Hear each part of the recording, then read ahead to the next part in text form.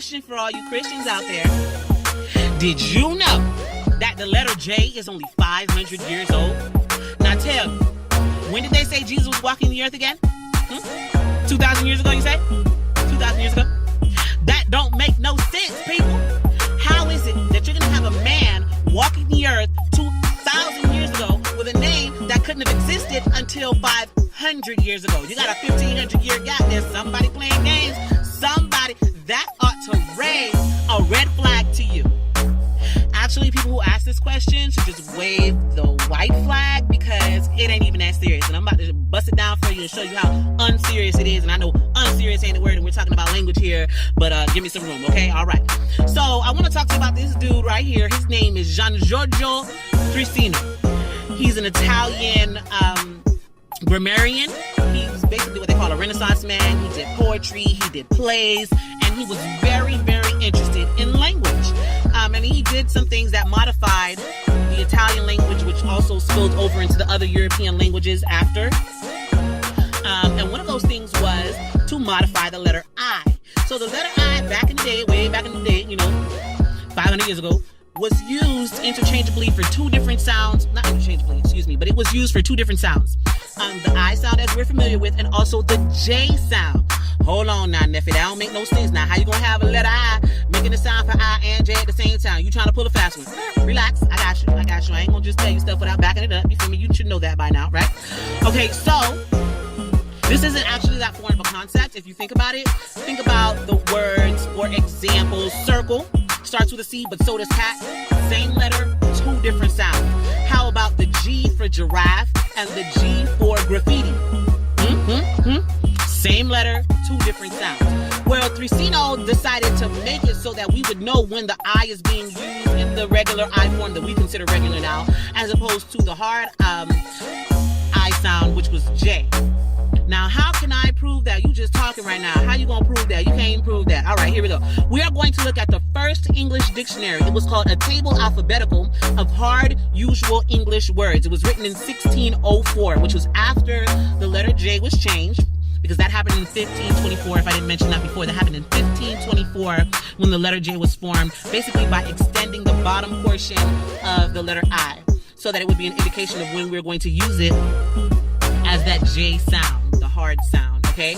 So here we are in the dictionary in the I section, and here you see the words highlighted in red are I words that we know. This is Old English, so you're going to see that some of the spelling is different. For example, we have irony. Instead of ending with a Y, it ends with an IE. But that's just another example of how the sounds can be transliterated or translated rather than the meaning. So we have from Old English, we carried over the word irony. We still use that. It's ironic. It's irony, right? But we spell it I-R-O-N-Y as opposed to I-E, but it still sounds the same. Yes, I know, shock and awe. So we have following irony, we have irreligious, we have irreprehensible. You'll notice this irreprehensible, the final S or the S in the word is a different letter, and I forget what it's called. I am not a linguist by trade. I'm a historian. I have a bachelor's degree in history, but I am also, it doesn't even matter. My point is that I didn't get a degree in language, so I forgot what that thing is called. Nevertheless, you can Google it, and you'll find out. But basically, it was used for the S sound. Okay, then the following word is irrevocable, and then this orange highlighted word, it's I-U-B-I-L-E-E. I-U-B-I-L-E-E. Remember, the I could also be used for the J sound, just like graffiti and giraffe, right? So this word is jubilee, and you can tell that it's jubilee because of the definition, which the definition also includes the word joy spelt with an I. We're going to continue here. You'll see judicial starting with an I. You'll see, I think that's jurisdiction with that funny F-looking word, letter rather, starting with an I. Justified, jewels, and then I thought this was pretty cool too. In the first part of this section.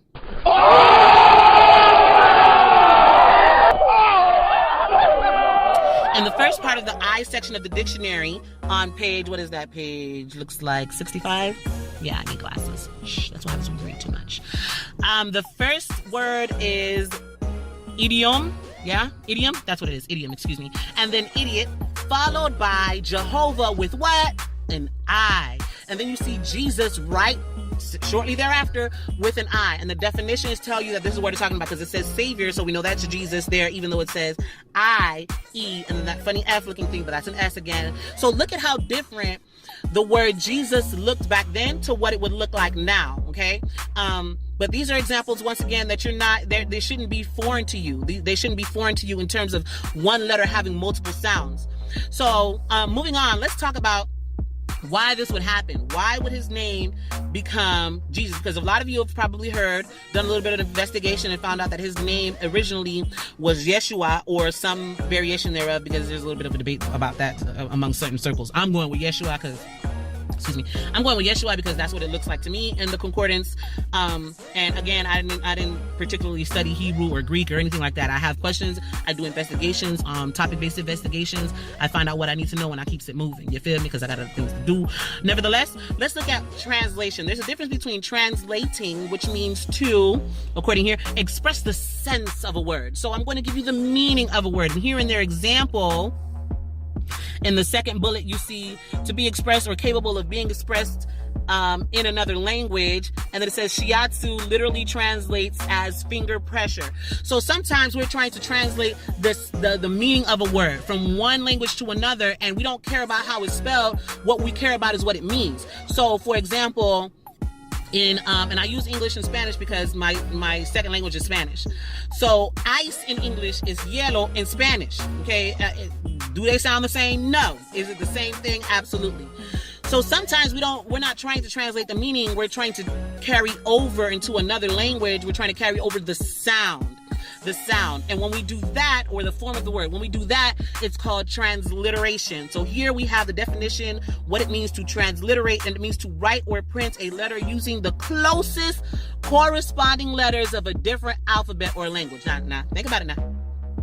We're using the closest corresponding letters. Corresponding to what? The sound. So Yeshua, beginning with the E sound, right? If that's a Y to you, right? That would most likely to most of us, that's the Y sound.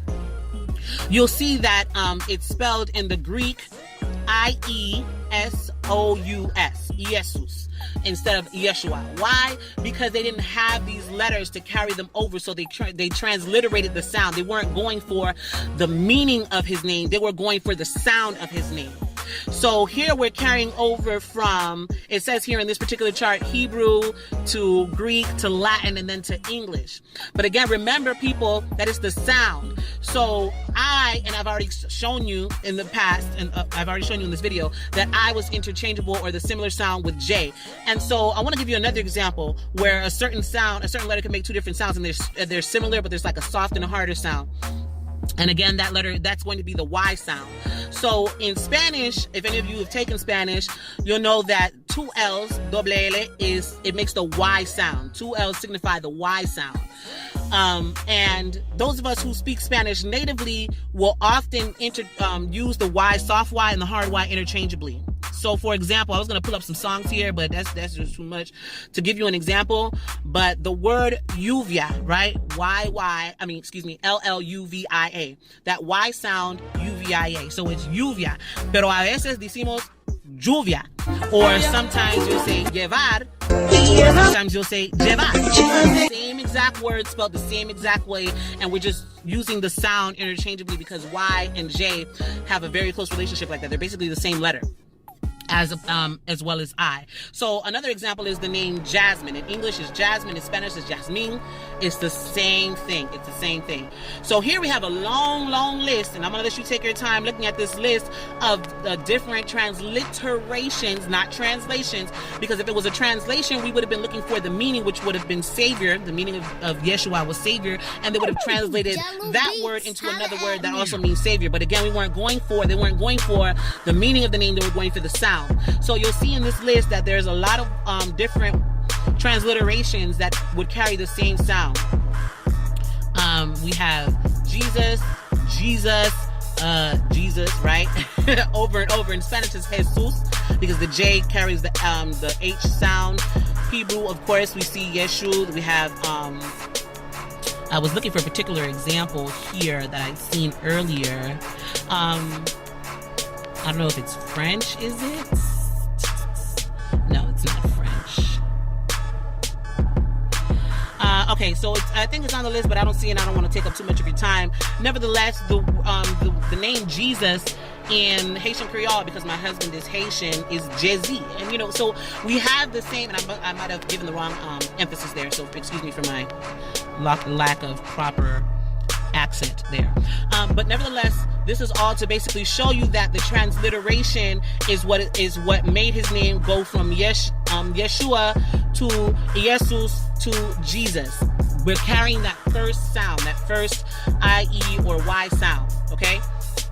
So back to the original question.